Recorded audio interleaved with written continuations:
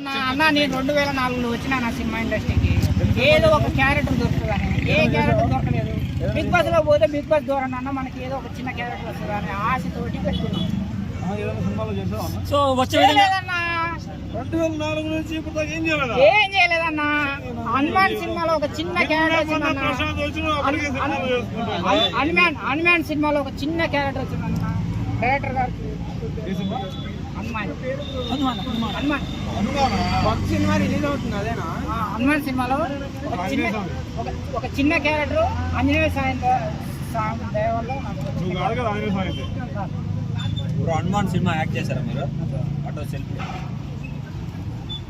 So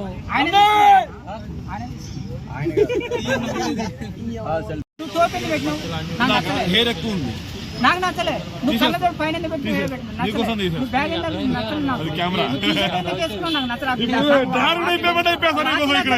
watch నచ్చలే నాకు. చెప్పండి అర్థమైందా? బిగ్ బాస్ ఇప్పుడు నువ్వు పెట్టుకున్నది నాకు నచ్చాలని రూల్ లేదు. అది నీ ఇష్టం, నీకు ఇష్టం ఉంది ఇది పెట్టుకున్నావు.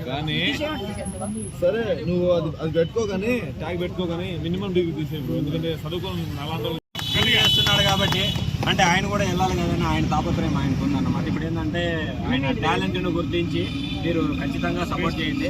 ఈ బిడ్డకు అయితే నా ప్రాణం ఏమన్నా ఇచ్చేస్తాను, కావాలంటే తీసుకోండి. అది స్కూల్ బిడ్డు రేపు ఈ రోజు ప్రళయ ప్రశాంత్ ఎక్కడ ఉన్నాడు? ప్రశాంత్ వేరు, మన అన్న రేంజ్ వేరురా. ఒక్క డైలాగ్ ఫేమస్, హిందీ స్థాయి వాళ్ళకి అర్థం కాదు, పండ పెట్టేశాడు.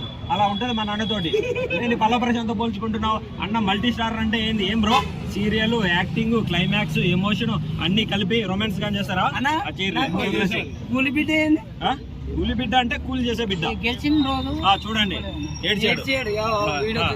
నేను అది చూసే ఫ్యాన్ అయిపోయినాను, నిజంగా ఫ్యాన్ అయిపోయినాను. సెల్ఫీ కోసం తిరిగి ఈ రోజు దొరికింది నాకు, దానికి అదృష్టం. మీకు కావాలన్నా తీసుకోండి, నువ్వు అమ్ముకుంటు నువ్వు వెళ్ళిపో. మేము కూల్లో బిడ్డలను నువ్వు అవమానం. డోంట్ డిస్కరేజ్ ద కూలీ.